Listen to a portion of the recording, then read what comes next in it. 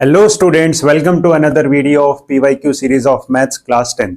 अगर आपने मेरे प्रीवियस वीडियोस नहीं देखे हैं तो वीडियोस को जरूर देखें और लिंक जो है वो डिस्क्रिप्शन में दिया हुआ है। बाकी अपने फ्रेंड्स और क्लासमेट्स के साथ जरूर शेयर करें। चलिए स्टार्ट करते हैं।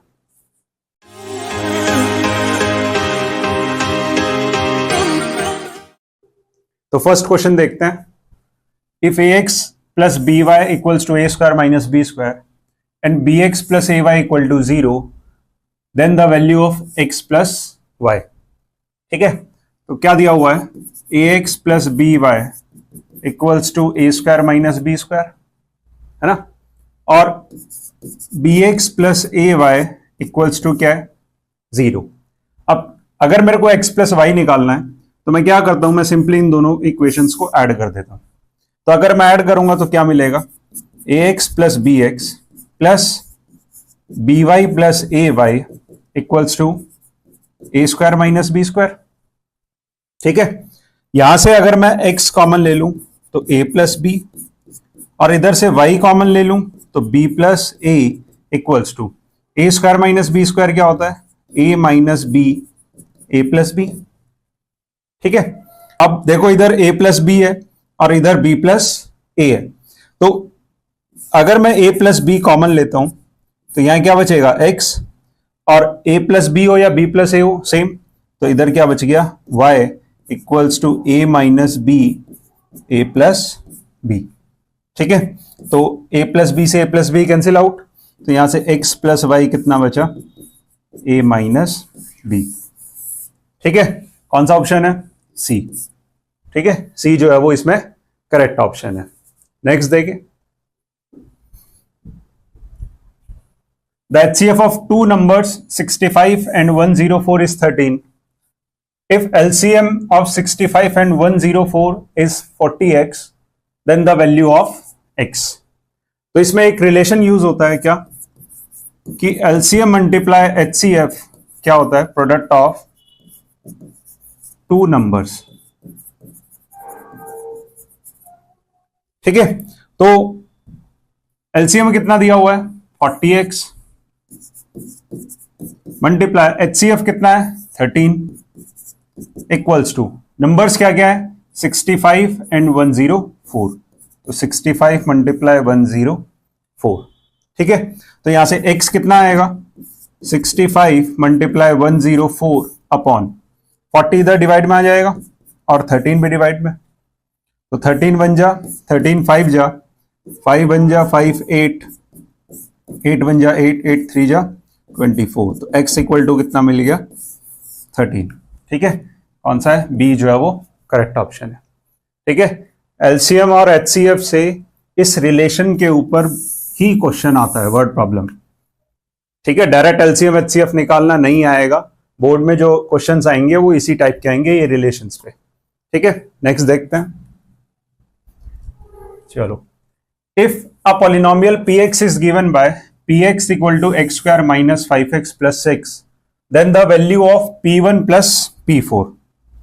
ठीक है, p1 plus p4 निकालना है, तो सिंपली मेरे पास इक्वेशन जो दे रखी है p of x वो क्या है? x square minus 5x plus 6, तो p1 प्लस p4।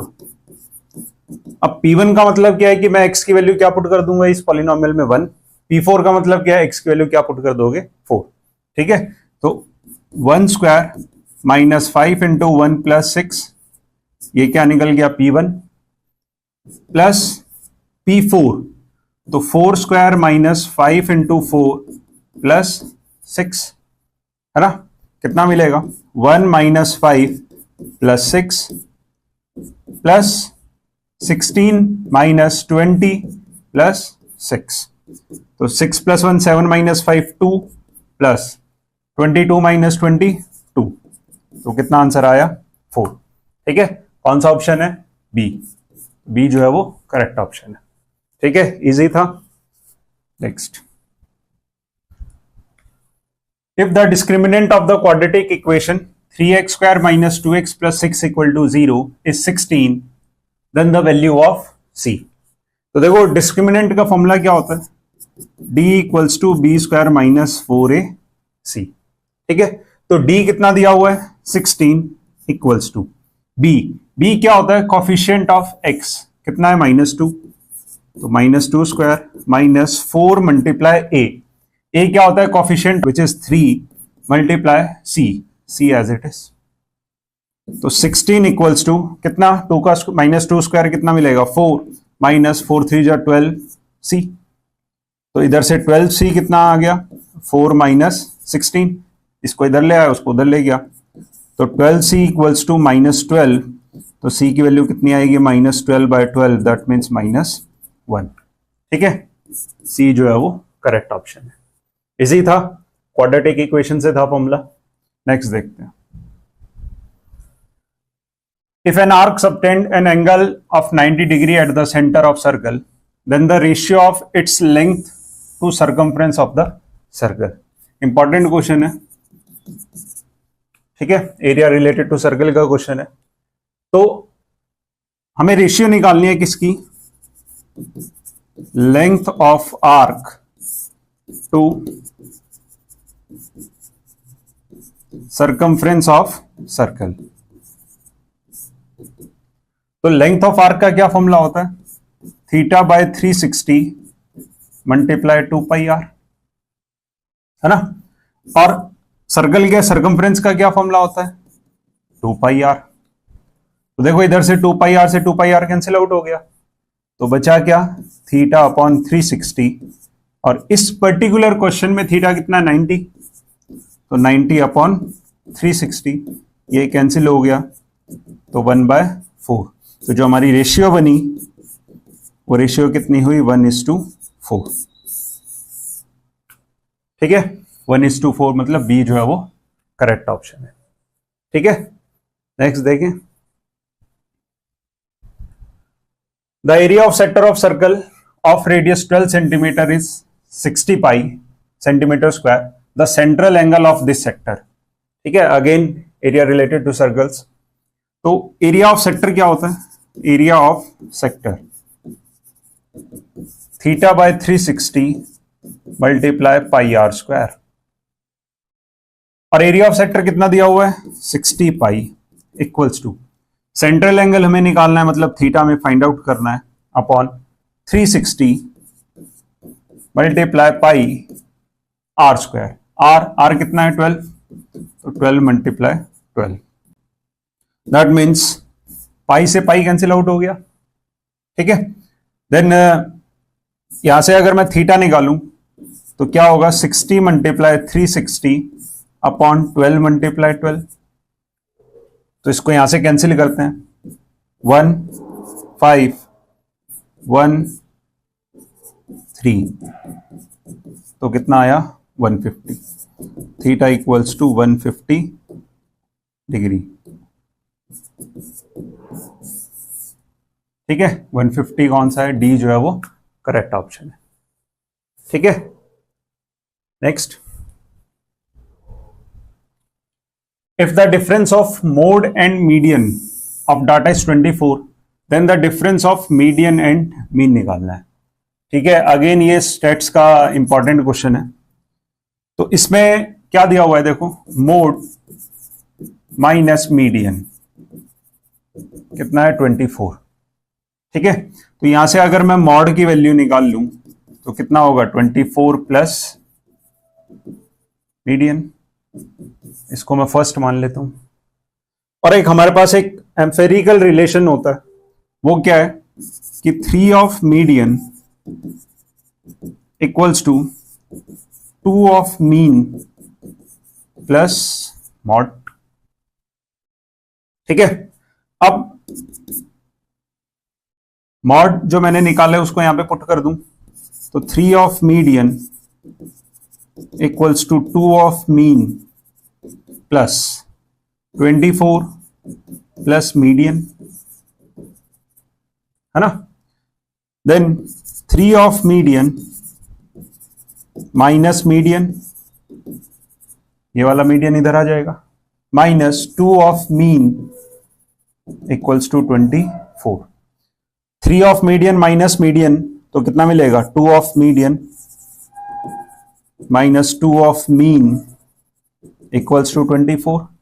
2 कॉमन ले लेता हूं, तो median minus mean equals to 24 और 2 से ये 12 पे कैंसिल आउट हो गया तो रिजल्ट कितना मिला 12। ठीक है, मतलब मीडियन माइनस मीन जो मिलेगा वो कितना आएगा 12 कौन सा है, ए जो है वो करेक्ट ऑप्शन है। ठीक है, तो इसमें ये रिलेशन इंपॉर्टेंट था, ये तुम्हें याद रखना है। ठीक है, इससे क्वेश्चंस एमसीक्यूज जो है वो पेपर में आ रहे हैं। ठीक है, नेक्स्ट देखते हैं। 2 dice are tossed simultaneously. The probability of getting odd numbers on both the die. हमें क्या चाहिए, दोनों डाई पे ऑड नंबर निकालना है। तो जब भी मैं दो डाई को रोल करता हूं तो टोटल जो है वो 36 आउटकम आते हैं ना, 1 1 1 2 1 3 1 6, ऐसे ही 2 1 2 2 कहां तक जाएगा 6 6 तक। तो जो टोटल आउटकम्स बनते हैं, क्या टोटल आउटकम वो कितने होते हैं 36। ठीक है, अब बोला क्या हुआ है odd number on both the die. तो अगर मैं फेवरेबल आउटकम्स निकालूं तो ये क्या क्या होंगे, दोनों डाई पे ऑड नंबर चाहिए, तो 1 1 देन 1 3 देन 1 5। अब 2 में आएगा नहीं तो कहां से होगा फिर 3 1 3 3 एंड 3 5। Similarly 5 1 5 3 and 5 5। ठीक है, तो ये टोटल काउंट कितना हुआ 9। और अगर मैं प्रोबेबिलिटी निकालूं odd number on both die तो क्या हो जाएगा 9/36, दैट मीन्स 1/4। ठीक है, या डायरेक्टली 9/36 ही दिया हुआ है। ठीक है, इजी था, मैंने निकाला odd number on both die, तो ध्यान से ये जो है वो 9 आउटकम्स बनेंगे। ठीक है, द 9/36। नेक्स्ट देखिए, इसमें क्या है, the ratio of total surface area of a solid hemisphere to the square of its radius. मतलब अगर मैं एक हेमिस्फेयर बनाऊं, हेमिस्फेयर ऐसा बनेगा जिसका रेडियस क्या है r, और मेरे को एक स्क्वायर बनाना है जिस स्क्वायर की जो साइड होगी वो इसके रेडियस के बराबर है। तो अगर मैं यहां से इसका एरिया निकालूं तो इसका एरिया क्या होगा, सॉलिड हेमिस्फेयर का टोटल सरफेस एरिया लेना है TSA। तो इसका TSA क्या मिलेगा, जो कि मैं S1 मान लेता हूं, कितना होगा 3πr²। और इसका जो एरिया है स्क्वायर का, इसको मैं S2 मानता हूं, तो ये क्या होगा r²। तो S1/S2 क्या मिलेगा 3πr²/r²। इससे कैंसिल आउट हो गया, दैट मीन्स 3π। तो जो रेशियो आएगी S1:S2 वो कितना होगा 3π:1। ठीक है, 3π:1, C जो है वो करेक्ट ऑप्शन है। ठीक है, नेक्स्ट देखते हैं। If sin θ equals to 1 then the value of 1/2 sin θ/2। Trigo से ऐसे ही क्वेश्चन आ रहे हैं ना, ये एंगल्स हैं, तो मैं ट्रिग्नोमेट्रिक टेबल जो है वो क्या होनी चाहिए, कंप्लीट याद होनी चाहिए। तो sin θ इक्वल्स टू 1 बोला हुआ है, that mean sin θ equals to sin 1 कब होता है 90 पे, है ना। तो यहां से अगर मैं इसको कंपेयर करूं तो θ इक्वल्स टू कितना आएगा 90, और हमें फाइंड आउट क्या करना है 1/2 sin θ/2। तो 1/2 sin θ, θ कितना 90, तो 90/2 दैट मीन्स 1/2 मल्टीप्लाई sin 45, और sin 45 कितना होता है 1/√2, तो कितना मिलेगा 1/2√2। ठीक है, दैट मीन्स ए जो है वो क्या इसमें करेक्ट ऑप्शन है। इजी था, ट्रिगो का क्वेश्चन था, डायरेक्ट ट्रिग्नोमेट्रिक टेबल से। ठीक है, नेक्स्ट देखते हैं। Two lines are given to be parallel. The equation of one of these lines is 5x minus 3y equal to 2. The equation of second line can be. अब इसमें lines जो है वो कैसी बोली हुई है पैरेलल, और पैरेलल लाइंस के क्या होते हैं, कोई भी सॉल्यूशन नहीं होते, तो हम इसको क्या करेंगे ऑप्शन से वेरीफाई करेंगे, है ना। ऑप्शन से मैं निकालूंगा कि कौन सी लाइन जो है वो इसके पैरेलल होगी। अब पैरेलल के लिए कंडीशन क्या होती है, for lines to be parallel क्या मिलेगा A1/A2 equals to B1/B2 but not equal to C1/C2। है ना। और इस पर्टिकुलर इक्वेशन में a1 कितना है 5, b1 कितना है -3 और c1 कितना है 2। तो इसलिए मैंने लिया है क्योंकि देखो इसमें इक्वल टू के राइट हैंड साइड में 2 दिया हुआ है और चारों ऑप्शन में भी राइट हैंड साइड में ही है ना। तो मैंने डायरेक्टली आगे ले लिया, इसको 2 ले लिया। चलो अब a2 हमें निकालना है, b2 और c2। अभी तो पता चलेगा कौन सी लाइन है, ऑप्शन से देखते हैं। अगर मैं a1 बाय a2 देखूं तो 5 अपॉन, इधर क्या है -15, तो -15 रखोगे तो रेशियो क्या आएगी -1/3। यही अगर b1 बाय b2 निकालते हो तो कितना होगा -3 अपॉन, इस पर्टिकुलर इक्वेशन में -9, दैट मीन्स 1/3, है ना।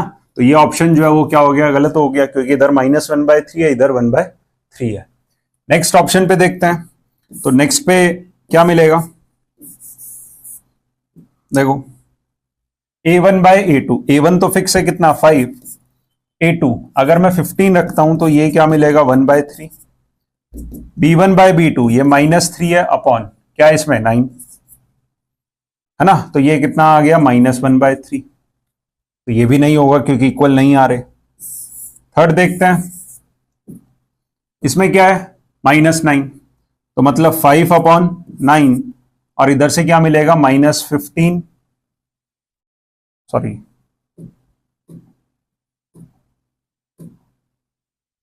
इधर से क्या मिलेगा -3 अपॉन -15, तो ये भी रेशियो क्या है सेम नहीं आएगी।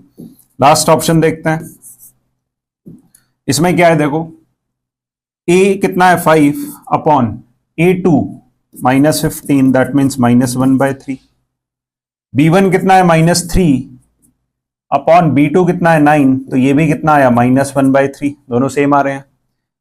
अब अगर मैं c1 बाई c2 भी चेक करूं तो देखो c1 कितना है 2 और c2 कितना है 5, तो यहां से कंडीशन ये वेरीफाई हो रही है ना कि a1 by a2 equals to b1 by b2 but not equal to c1 by c2।